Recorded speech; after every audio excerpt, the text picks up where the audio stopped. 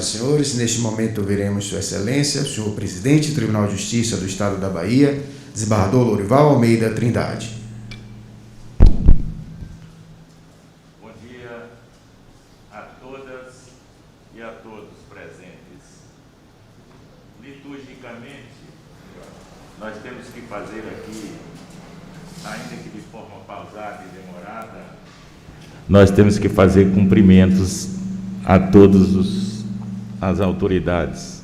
Cumprimento, portanto, inicialmente ao sobreeminente juiz desta comarca, Dr. Raimundo Saraiva Barreto Sobrinho. Cumprimento ainda o excelentíssimo prefeito desta cidade, do município de Paramirim, Dr. Gilberto Martins Brito. Cumprimento a doutora Karina Costa Freitas, promotora de justiça desta comarca. Cumprimento o doutor Jair Trindade Neves, promotor de justiça da comarca de Guanambi, e meu queridíssimo sobrinho, de tantas pugnas, de tantas digladiações e pilhérias, e sempre me dá uma alegria revê-lo. Gostaria de cumprimentar aqui o prefeito do município de Caturama, Dr. Paulo Humberto Neves Mendonça. Aqui o cumprimento ao vice-prefeito do município de Érico Cardoso, Davidson Mendonça, representando o senhor prefeito. Cumprimento o vereador Fernando Rogério Oliveira, presidente da Câmara Municipal de Paramirim. Cumprimento o vice-prefeito do município de Paramirim e advogado, doutor João Ricardo Brasil Matos. Cumprimento a delegada de polícia de Paramirim, doutora Maria Helena Tenório Teixeira. Cumprimento a senhora comandante da 46ª Companhia Independente da Polícia Militar, Major Cleise Delfino da Costa. E aqui eu já peço um espaço, como bem sobrelevou aqui há instantes atrás, instantes pretéritos, na fala sempre bela, erudita e lírica do prefeito de Paramirim. O papel das mulheres é de transcendental importância em nossa sociedade. Particularmente, eu sempre faço louvações sem ser louvar-minheiro à figura da mulher no cenário político-social da vida.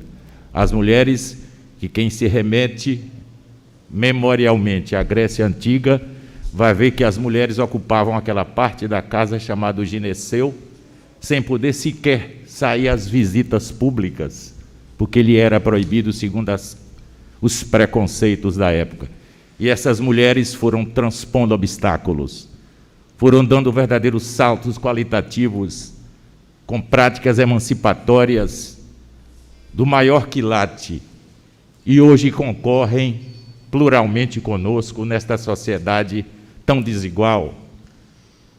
E eu diria, de certa forma, essa sociedade que costuma marginalizar tanta gente, e as mulheres mesmo assim venceram todos os obstáculos, construíram pontes indevassáveis, pontes que jamais vão ser destruídas. Primeiro, elas deixaram para construir essas pontes ao longo de suas vidas, através dessas práticas libertárias, que o feminismo hoje é um exemplo claro do que as mulheres ocuparam. Não gosto de ser litúrgico, gosto de abrir espaço para, às vezes, até o tom de pilhéria, de certa ironia, que não é a ironia fina de que falava o Anatole France. Anatole dizia que a ironia que ele aconselhava era fina, que ela que nos ensinava a zombar dos tolos e dos maus. Mas eu tinha um gabinete lá que eu chamo de 104, que não era o gabinete meu, que eu não gosto desse possessivo, ocupado tudo por assessoras. Um dia chegou um desembargador lá: mas o desembargador Lourival só tem mulher. Eu falei: resta você me trazer uma mulher para ser minha motorista, para completar o quadro. Ele aí viu que não vinha, que não tinha essa coisa de preconceito contra as mulheres. Hoje, na nossa assessoria, estamos cercados de excelentes figuras femininas que nos ajudam nesse trabalho diuturno, sempre até às 10 horas, elevando o nome do Tribunal de Justiça da Bahia. A Major Cleide me mandou uma mensagem que eu fiquei embevecido até agora, como escreve literariamente na língua de Camões, de uma forma tal que eu até comentei com o coronel na estrada. Quero ver a senhora fazendo aí um livro de literatura. Muito bem, parabéns. Doutora Clio Nobre, secretária-chefe do gabinete da presidência, está aqui. Doutor Franco Bahia Caraoglan, o homem que sabe tudo de economia e de finanças, que me ajuda tanto, secretário-geral da presidência. Secretário de administração do tribunal, doutor Fabrício Nascimento Pereira, outro homem que entende tudo de finanças. Doutora Bianca Serra Araújo Henques, a alemã de Serrinha, que me acompanha há mais de 7 anos também, aqui presente, secretária. O chefe do Gabinete de Segurança Institucional do Tribunal de Justiça, coronel Paulo Henrique Rocha Guimarães. Senhor ajudante de ordem da presidência do Tribunal de Justiça, tenente-coronel PM Luiz de Souza. Cumprimento Moisés Bizeste de Queiroz, assessor de comunicação do tribunal. Cumprimento as demais autoridades aqui presentes, minhas senhoras, meus senhores. Vou pedir inicialmente permissão, se não tiver tido tempo de ser breve, como diria Ulisses Guimarães, lá por ocasião dos trabalhos constituintes. Tenho uma verdadeira guludice pela palavra quando me deparo com o microfone. Às vezes incorro até em deselegância, porque não consigo ser breve. Estou vendo aqui o querido promotor, meu sobrinho, agoniado, dizendo que quer ir embora, mas não vai enquanto eu não falar. Trouxe rabiscos aqui de todo tipo. Falarei no improviso. Rui já dizia que o improviso nos leva aonde não queríamos ir, deixando-nos onde nós não queríamos ficar. Mas a intercalação de rabiscos estão aqui feitos. Eu vou começar dizendo que direi inicialmente palavras orvalhadas pela emoção, emanada deste meu coração que sempre bate a galope nestes instantes, em horas assim, pois comigo, como diria o poeta Tiago de Melo, a emoção se vê louca, a anatomia se vê louca, porque sou todo coração. Mas serão palavras cotidianas, como o pão nosso de cada dia, palavras naturais, simples, como água bebida na concha da mão, parafraseando o poeta Mário Quintana. Lembro-me, aqui, trago na memória do meu coração, e estou até emocionado, e que ficaram essas memórias indelevelmente gravadas nesse meu velho coração, dos anos vividos aqui em Paramirim, quando, em tempos idos, em tempos que já vão longe, eu vinha da Barra, estudante do colégio de Paramirim. Quantas vezes vim montado a cavalo e me deparava com as cheias medonhas que antigamente se chovia a farta, às vezes, aqui no sertão, e eu ficava do outro lado, à margem do rio, menino de 11 anos, com medo das enchentes do rio Paramirim, aguardando com Antônio Ajudante, sobrinho de Isaías, um motorista antigo aqui, que me trazia da Barra, vinha aqui estudar. E fiquei na pensão de Dona Raquel, inicialmente fiquei na casa da minha irmã. Eu tenho uma vinculação afetiva, amorosa com Paramirim indissolúvel. É um casamento indissolúvel para com esta cidade de Paramirim. Porque estudei no velho colégio de Paramirim, no velho ginásio, que era o grande colégio à época, lembrando-nos, inclusive, aqueles professores me remetiam à figura de Aristarco, que eu li depois, de Raul Pompeia, quem leu o Ateneu. Raul Pompeia dizia que o Ateneu foi o grande colégio da época. E o ginásio de Paramirim, essa geração nova que vive aí no Google, com todo o respeito que a cultura é, de repente, como diria Lênin Streck, em meia hora de Google você hoje tem um gênio da humanidade. Naquele tempo não existia isso. Eu me lembro que me deparei com um promotor de justiça daqui, doutor Vitor, naquele sotaque carioca, e doutor Vitor dizendo, quando eu tinha 15 anos de idade, eu já tinha lido Machado de Assis todo. Aquilo me soou como uma flechada na mente, ainda de 12 anos. E para onde é que eu vou, Lorival? Aqui em Paramirim não tem uma biblioteca sequer. E aí me valia dos cordéis, que eu gostei do prefeito aqui, cordelista. Aí ia para Domingos de Mana, lá na beira da lagoa, pegar a literatura de cordel que ele guardava lá em um quarto, só que Domingos não dava o livro a ninguém, talvez esteja até aí. Eu comecei a trocar laranjas, manga, que minha mãe mandava, já estava enjoado para ele me dar os livros de cordel.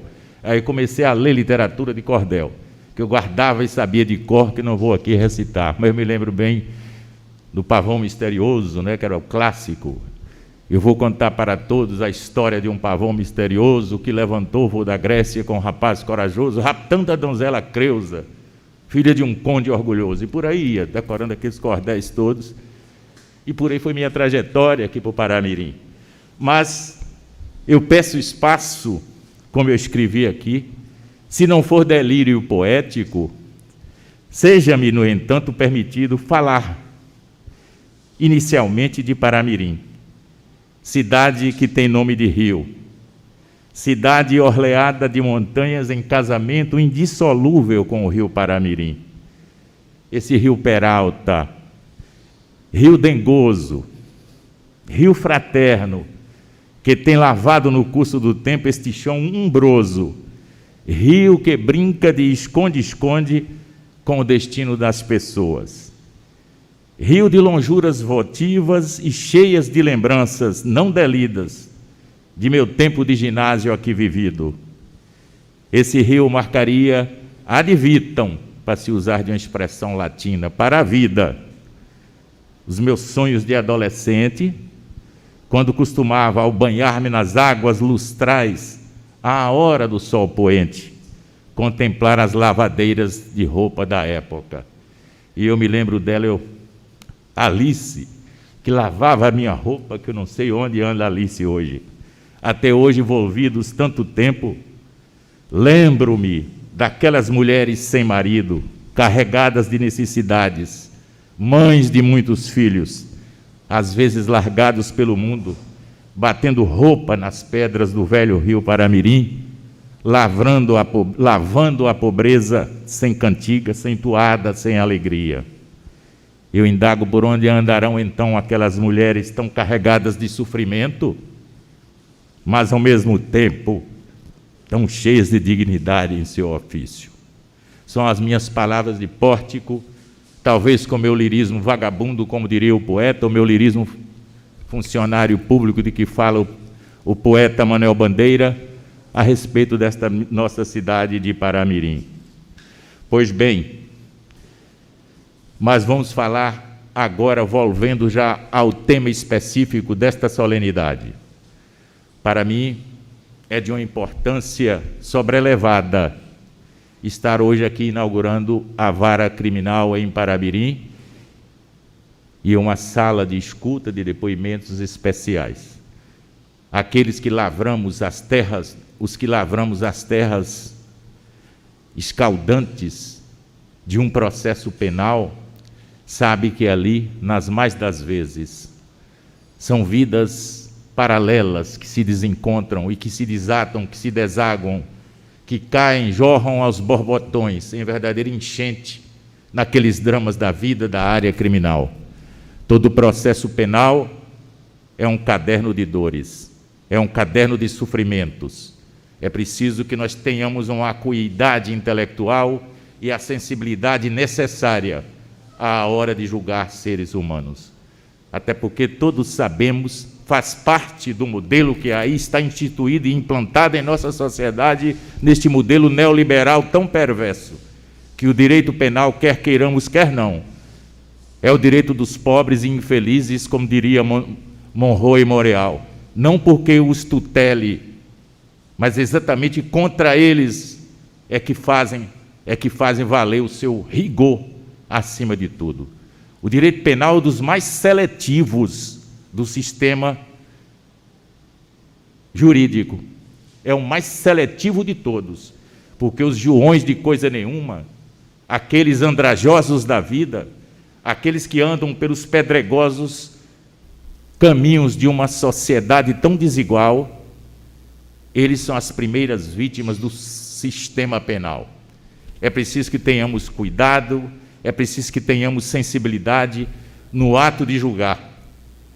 Porque nós sabemos, por mais queiramos que não, a criminalidade assumiu uma violência tamanha, estatísticas elevadíssimas, e diz que o Brasil é o país da impunidade. Isso é um discurso palavroso, insincero, de quem não conhece criminologia crítica, criminologia radical, que tem tantos autores por aí escrevendo, e eu aí estou conversando com um advogado, nós temos uma obra particular sobre isso, mostrando que o Brasil é o país onde mais se pune. Olha nossas prisões como andam, olha o encarceramento do Brasil como anda. Nós estamos no terceiro lugar em aprisionados, em prisioneiros.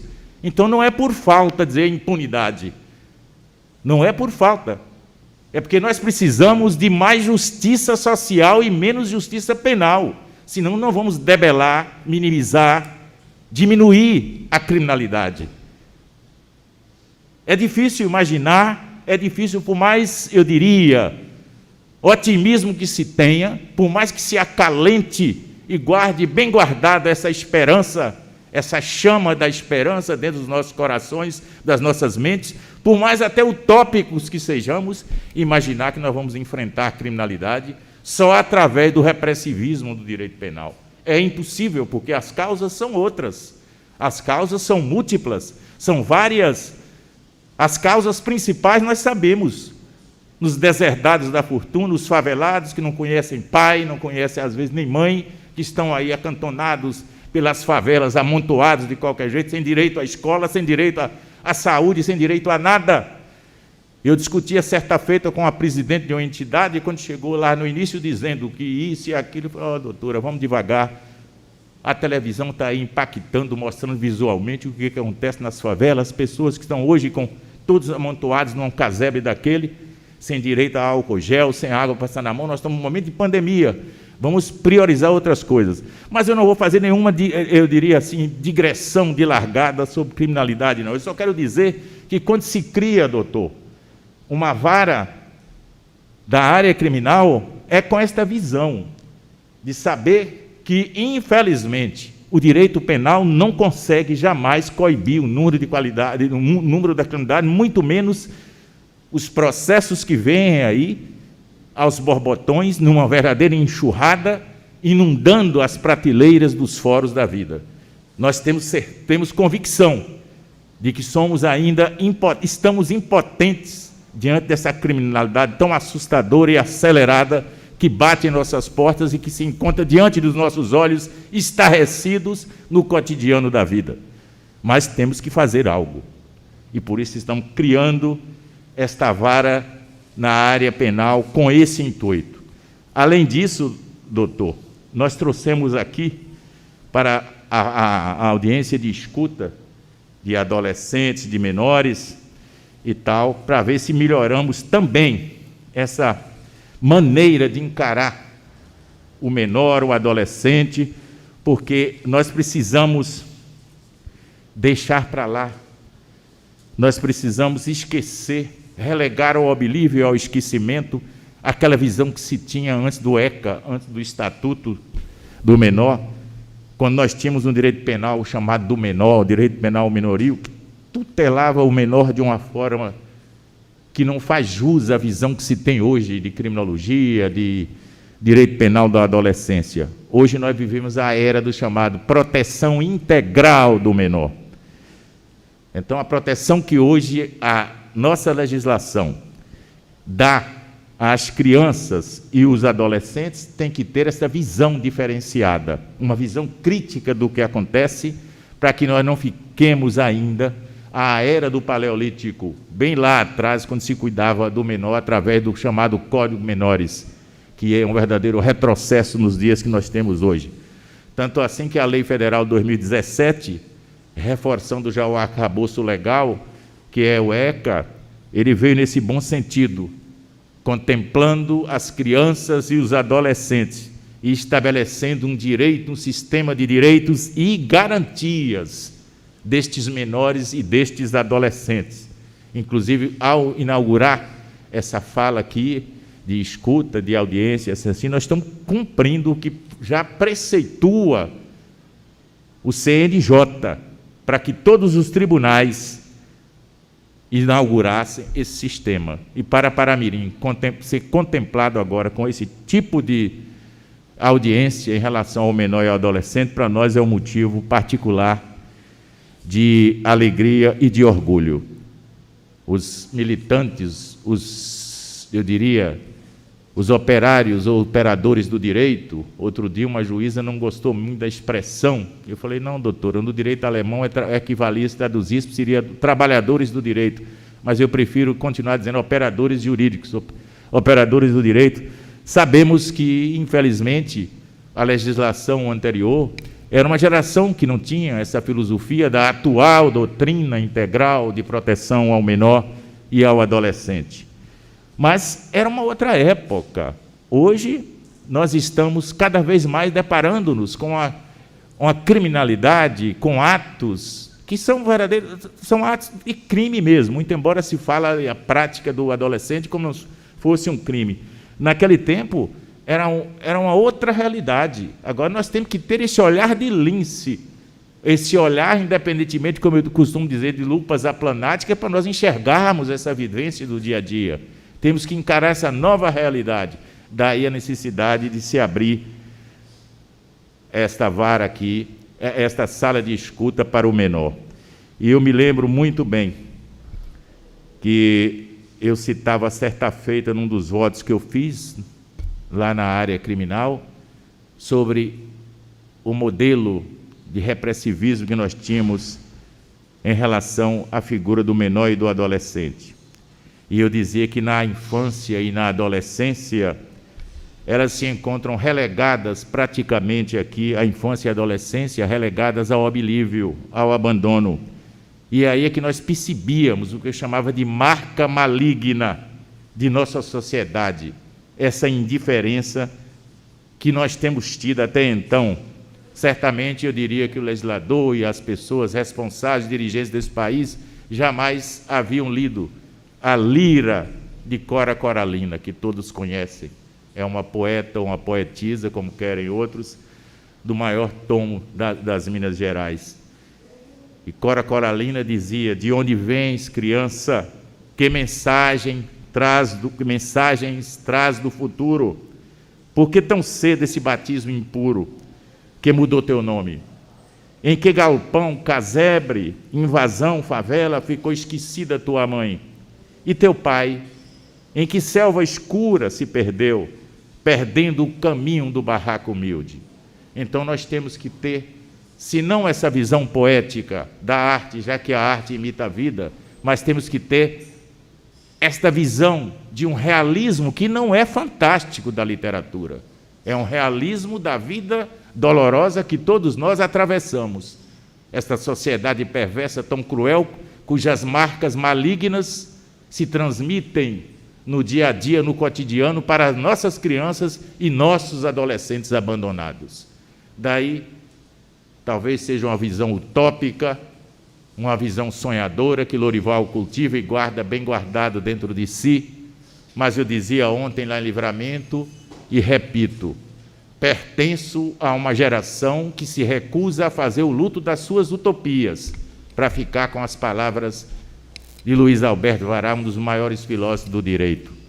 A minha geração acreditava, a minha geração guardava utopicamente dentro dos nossos corações, dentro das nossas cabeças, das nossas mentes, a utopia, o horizonte, ainda que essa utopia, ainda que esse horizonte estivesse bem distante do nosso olhar.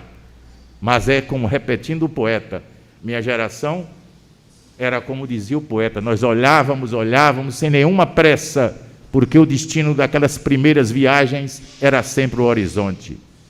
Infelizmente, a juventude atual, ou lamentavelmente, talvez por conta da marca maligna desta sociedade tão perversa e cruel, a geração atual vem perdendo aos condos, pouco e pouco, a sua dimensão utópica de vida necessária para ser acalentada dentro de cada coração e dentro de cada mente.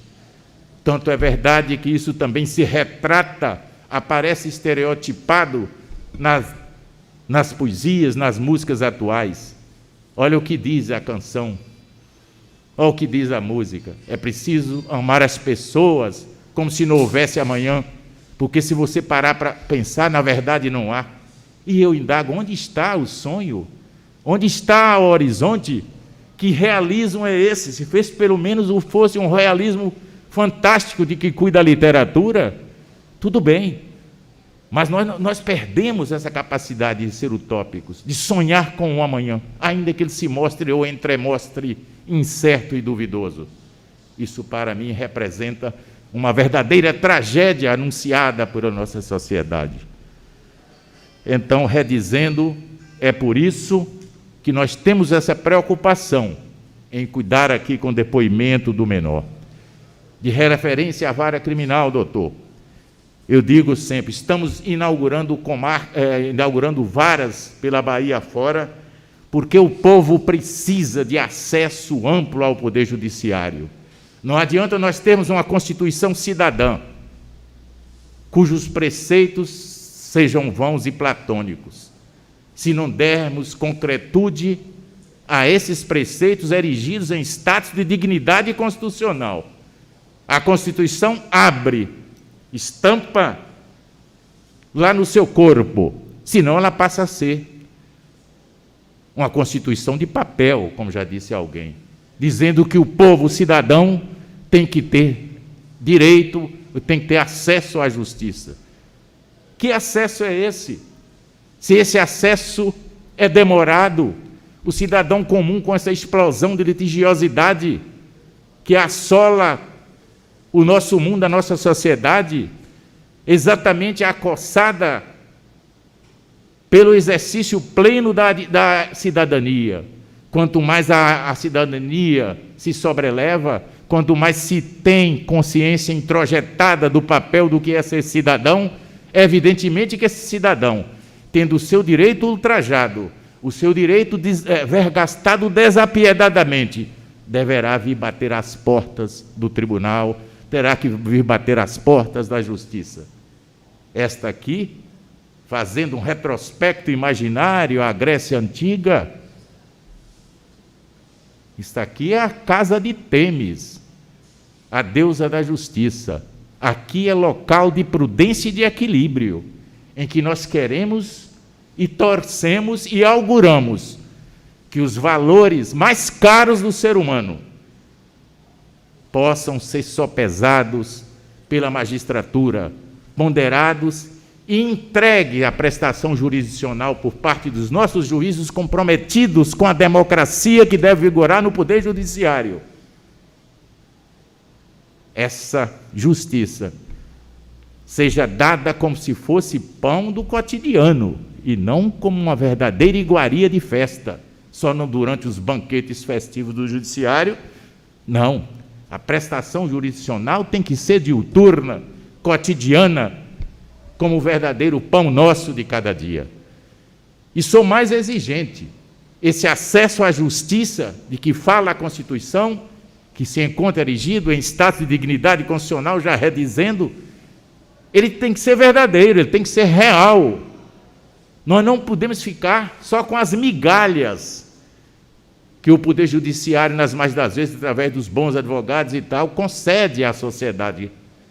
Esse acesso tem que ser amplo e restrito, sobretudo para os deserdados da fortuna, para os joões de coisa nenhuma, para os periféricos da vida, para que realmente o preceito constitucional não passe a ser apenas uma expressão vã e platônica. Eu sou, quanto a isso, sou rigoroso.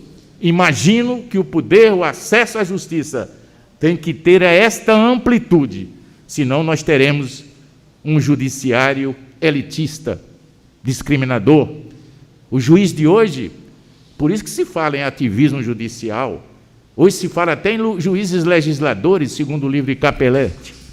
Imaginem os senhores, os juízes de hoje é preciso que eles estejam compenetrados de que o povo está sendo cada vez mais exigente, que o povo tem direito de ser atendido nos seus reclamos, nas suas controvérsias, nas suas lides.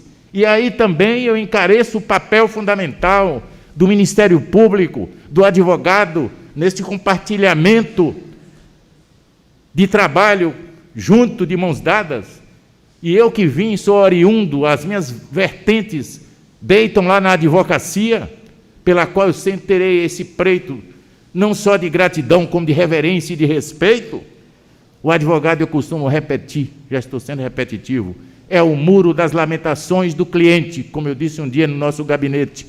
Falei, não estou fazendo nada além do que saber que o advogado, quando busca, bate às portas de um desembargador, quando bate às portas de um juiz, tem que ser muito bem atendido e respeitado, porque as agruras do cliente, as dores mundanas de um cliente, acossado por esta vida tão perversa, que se afigura para determinados setores da sociedade, é o advogado que primeiro ouve aquele reclamo. É o muro das lamentações do cliente. E quando o cliente procura o advogado, ele não quer saber como anda um judiciário, às vezes atolado em crise aguda, e que não faz a sua autocrítica. Então, essa visão que eu tenho, gosto de torná-la pública sempre, já sendo até enfadonho e repetitivo, é porque as boas práticas cidadãs, as boas práticas republicanas, elas não encontram eco nas mais das vezes, elas não encontram ressonância na mídia. É claro que eu tenho o maior respeito pela mídia. Aqui está meu amigo Samuel, que me conhece de longos tempos, trabalhando. A imprensa é fundamental. Rui Barbosa já dizia que a liberdade de imprensa é sagrada ainda em seus excessos. Mas quando eu digo que a mídia, infelizmente, por razões que não vêm a pelo nós estarmos cuidando aqui nesta solenidade, ela noticia a notícia que ganha espaço, a notícia sensacionalista, mas as outras práticas republicanas que estão acontecendo lá no dia a dia dos fóruns da vida, do poder judiciário, a mídia não estampa. E nós sabemos o poder persuasivo, notadamente da mídia televisiva, o impacto que é uma imagem de alguém, de um caso penal que seja, como ele encontra ressonância no imaginário coletivo. A televisão, como eu disse outro dia numa palestra, essa fábrica eletrônica de sonhos que invade os nossos lares sem pedir licença e que não permite nem o contraditório, porque ela não aceita o contraditório. Ela vai plantando, ela vai entronizando no imaginário coletivo uma concepção de tudo das coisas, sem nos deixar pensar, sentir. É ela. Se eu digo celular em português, o chinês não me entende, mas basta que eu mostre a imagem da televisão, aqui, ali ou alhures, em qualquer quadrante da Terra, todo mundo sabe que é um celular. Daí o risco que nós estamos hoje, mediaticamente expostos, e o Poder Judiciário tem que ter essa cautela, e é preciso que nós divulguemos as nossas boas práticas republicanas.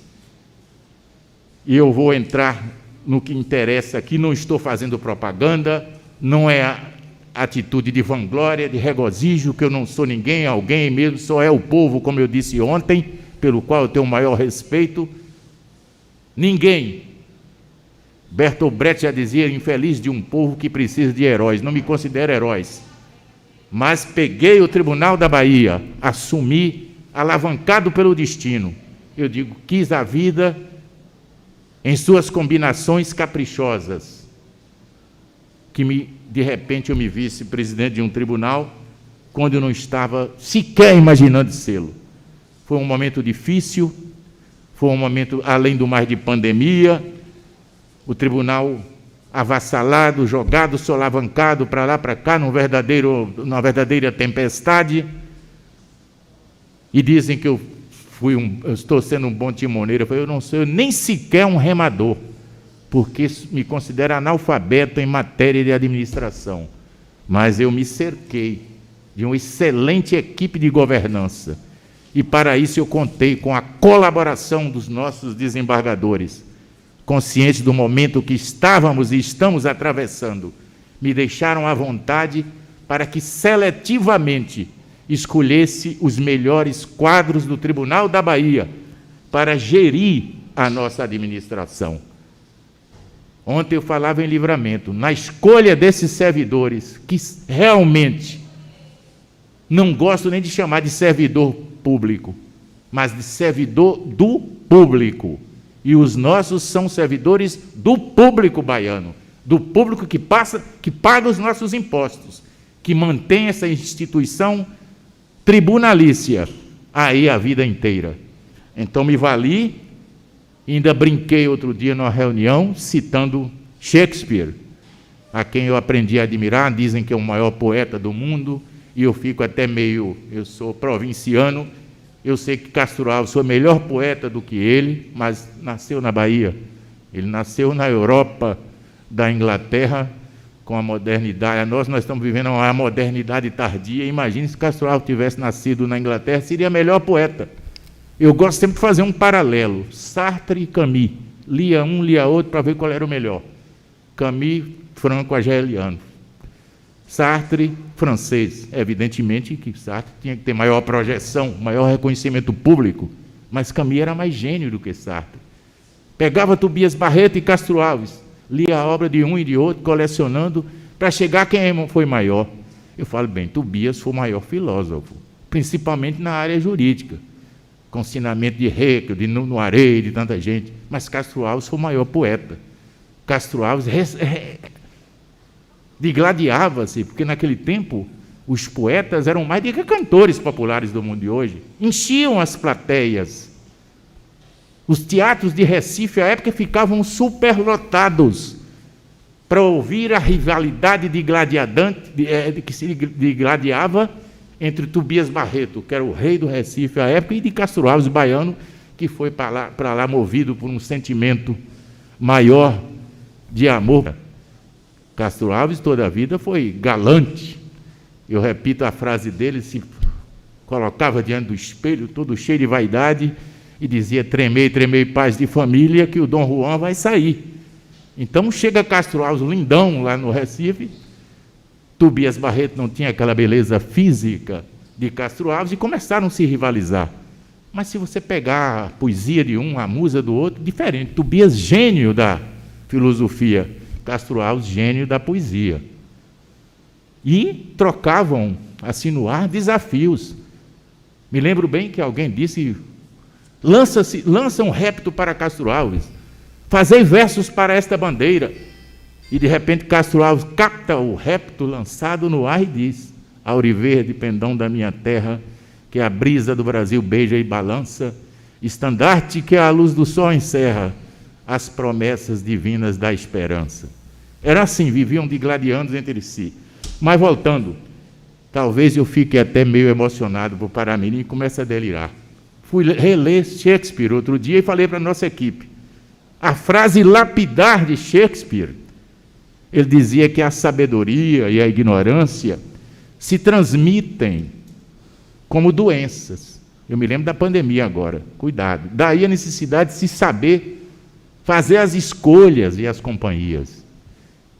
Então, inspirado em Shakespeare, Lorival procurou fazer essas escolhas seletivas que lhe dê condições de sobrevivência econômico-financeira. Mas nós não pedimos suplemento, um tostão ao executivo além do que nos é de direito. O governador elogiou, agradeceu, eu falei, nós cumprimos nosso dever, modestamente, nada mais além. Juízes no primeiro grau. Quem ouviu o meu discurso de posse, ouviu muito bem dizer, usei o advérbio prioritariamente, que eu daria, a minha prioridade era o primeiro grau. E fizemos concurso depois de não sei quantos anos. Tivemos o financeiro à altura para nomearmos 100 juízes para a Bahia. 50 já estão em plena atividade, o exemplo de Vossa Excelência, o exemplo personificado do que eu estou dizendo. Vossa Excelência foi dos últimos juízes nomeados por Lorival, agora 50. E vou dar posse segunda-feira com bastante entusiasmo que é esse Deus interior de que falava Louis Pasteur em seu discurso na Academia de França.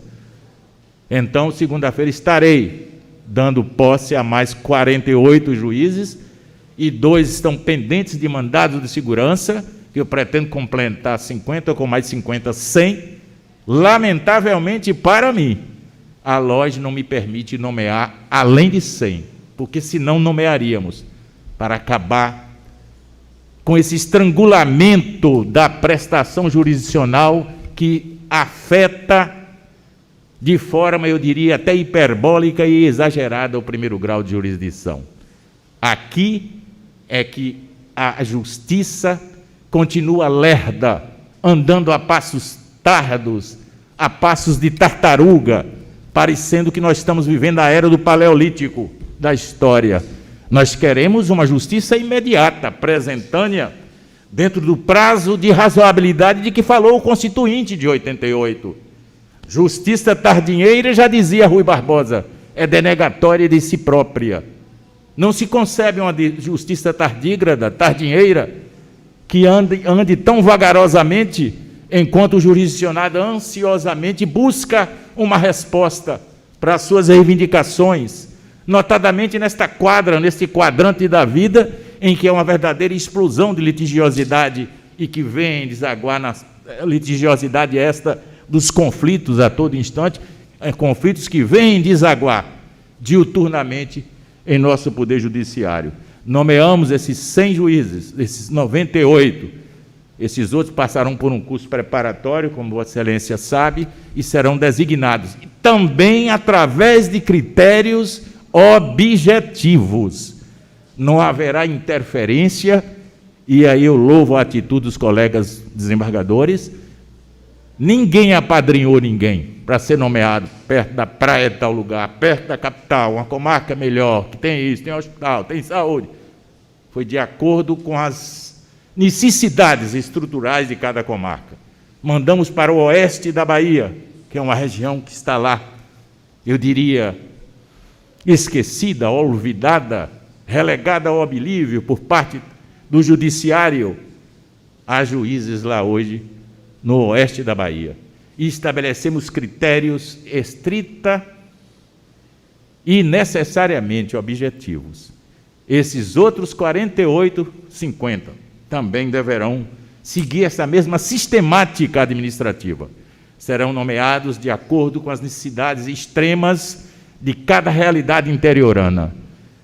Eu que conheço estes adustos sertões da Bahia, nasci, me criei, advoguei aqui, conheço, modéstia à parte, o suficiente esta realidade tenebrosa, sombria, porque passa o nosso judiciário, ainda numa lentidão sem parelhas, sem igual.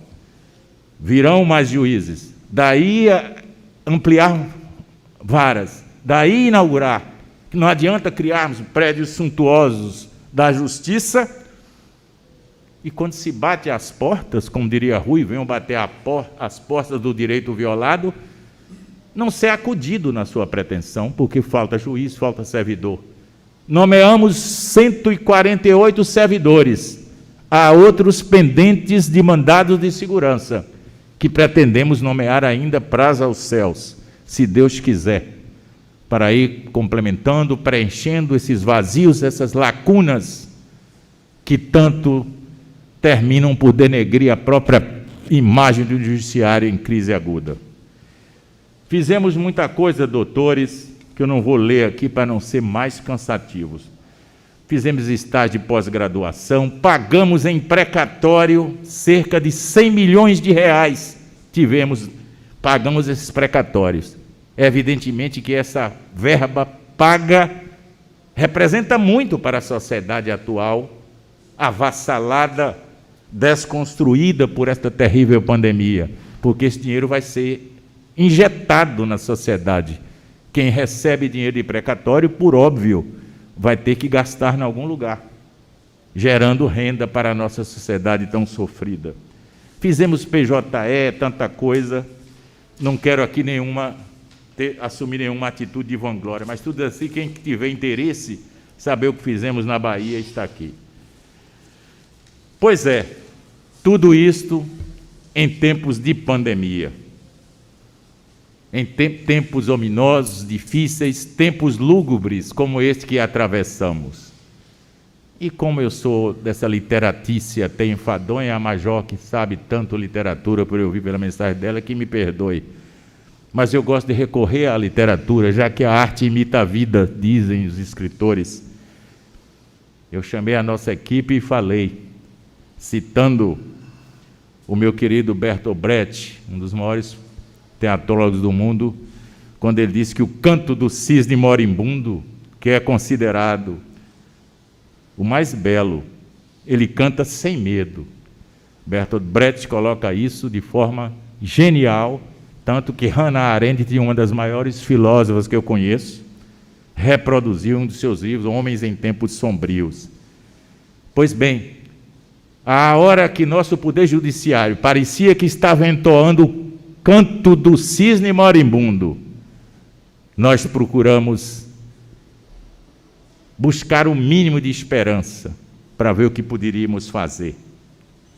E estamos, graças a Deus, sobrevivos porque, como ontem eu dizia, não me considero um pessimista. Um dos maiores cineastas que nós temos na Bahia, Glauber Rocha, nascido nas terras maravilhosas de conquista, já dizia que o pessimismo é a filosofia dos mortos prematuros. Então nós, sobreviventes, temos que ser otimistas.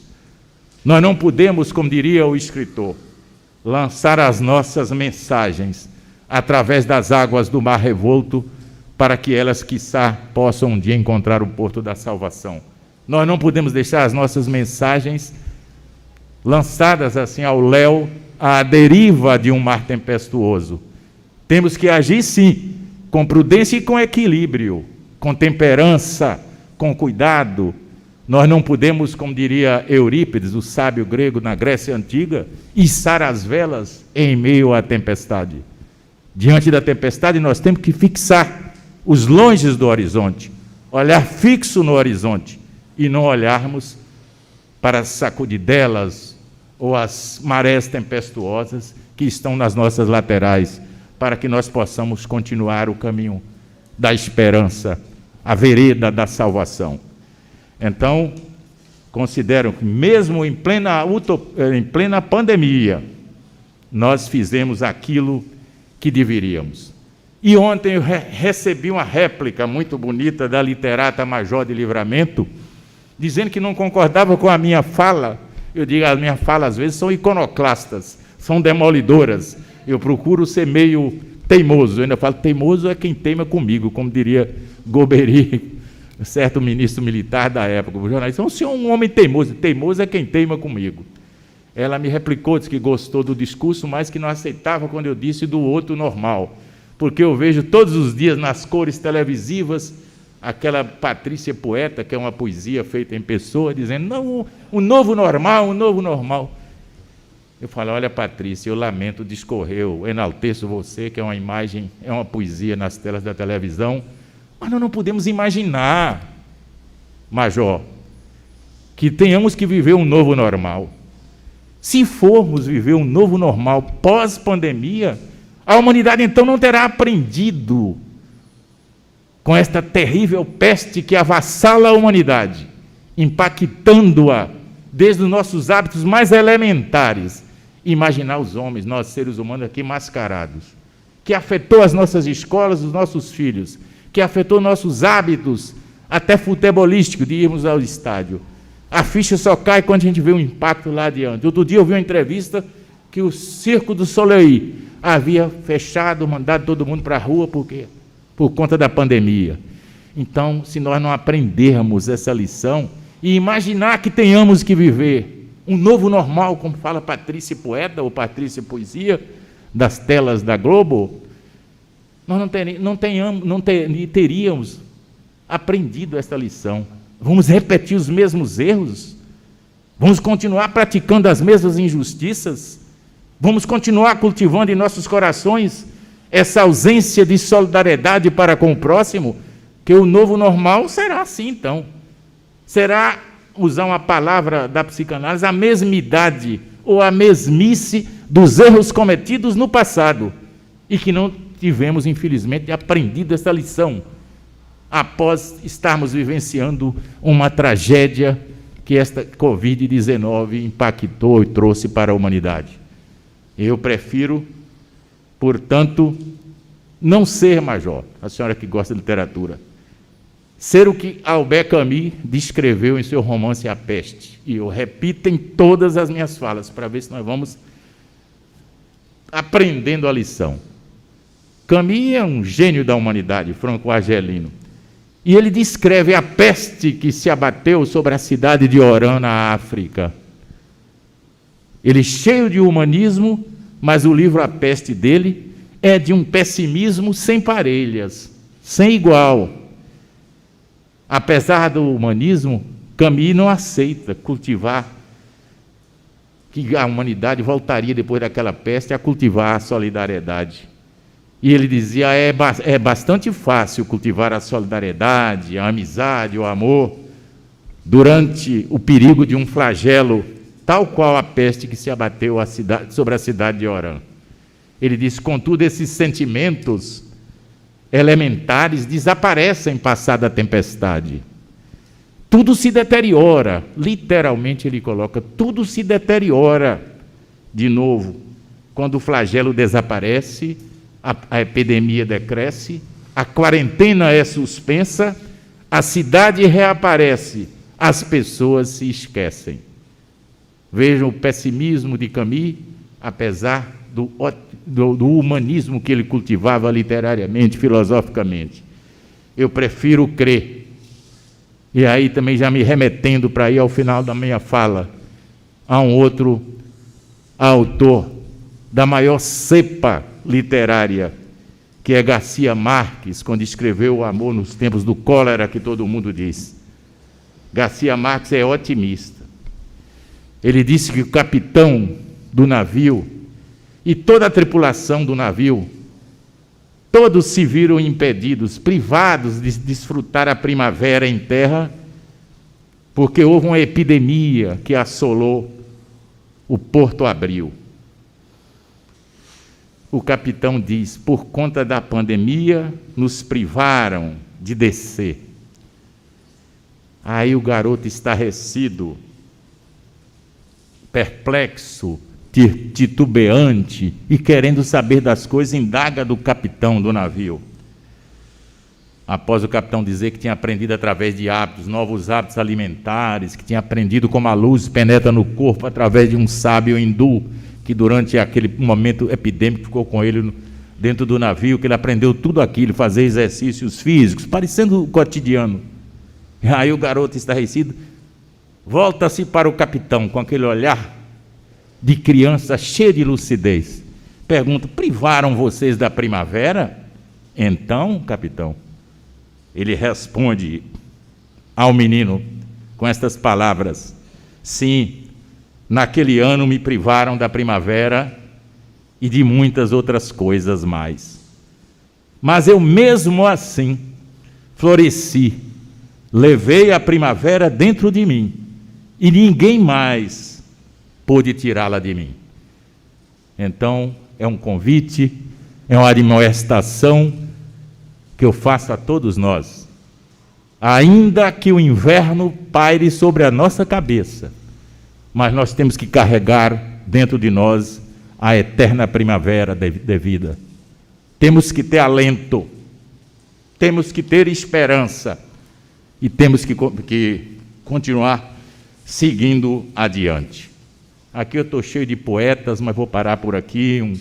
Falei outro dia sobre um poeta que escreveu A Terra em Pandemia, Aleilton Fonseca, que é da região de Firmino Alves, que nos encanta, trazendo essa pandemia, como ela impactou a vida do humano. Mas só um versinho dele, uma estrofe.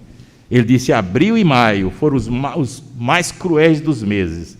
Malmiqueres pisoteados nos cemitérios, canteiros de corpos infectos em covas rasas, tristes dias, noites hediondas ao pôr do sol. Contavam-se os cadáveres empilhados nos corredores. O beijo da morte, terno e eterno, a todos iguala? Ele pergunta. Desespero e pranto, pena e raiva, améns. O verão dera sinais, e fomos vis, cegos e surdos. Agora caem as lágrimas das chuvas de outono, e nada nos salvará da travessia do pântano. Pareceu-me pessimista o poeta Aleilton Fonseca, que eu tanto respeito, mas ao final, lá na outra estrofe, ele arremata, dizendo: salvem-se os sábios, guardadores do fogo, em abrigos seguros. E diz lá para o final: sem receio de ser, sem medo de amar. Em verdade vos digo, tudo a seu tempo se cumpre. Por uma lógica que lhe é própria e imanente, a vida vai fluindo conforme os 4 elementos. Então é assim que nós desejamos, que nós voltemos para casa esperançosos, continuando trilhando pelos pedregosos e ínvios caminhos de uma existência, de uma vida difícil, mas temos que continuar trilhando a estrada. E aí eu me remeto de novo ao escritor Mia Couto, moçambicano da maior qualidade literária, quando ele pergunta: o que faz andar a estrada? É o sonho, ele mesmo responde. Enquanto a gente sonhar, a estrada permanecerá viva. É para isso que servem os caminhos, para nos fazerem parentes do futuro.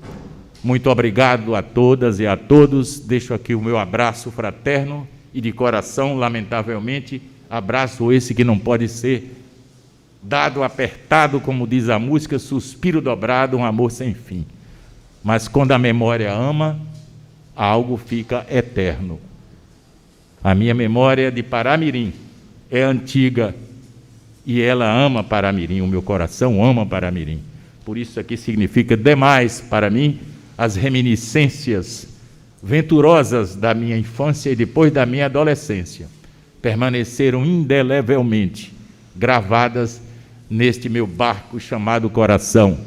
E repetindo o escritor, poeta e ministro, eu diria em paráfrase: quando venho a Paramirim, solto as amarras deste meu barco chamado coração. E é com esse coração enternecido que eu entrego essa pequena obra aqui ao povo paramiriense. Muito obrigado e tenham todos um bom dia.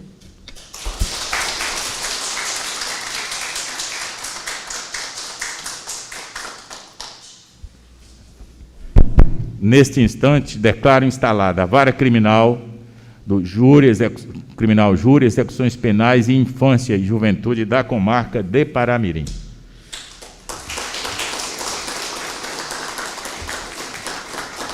Antes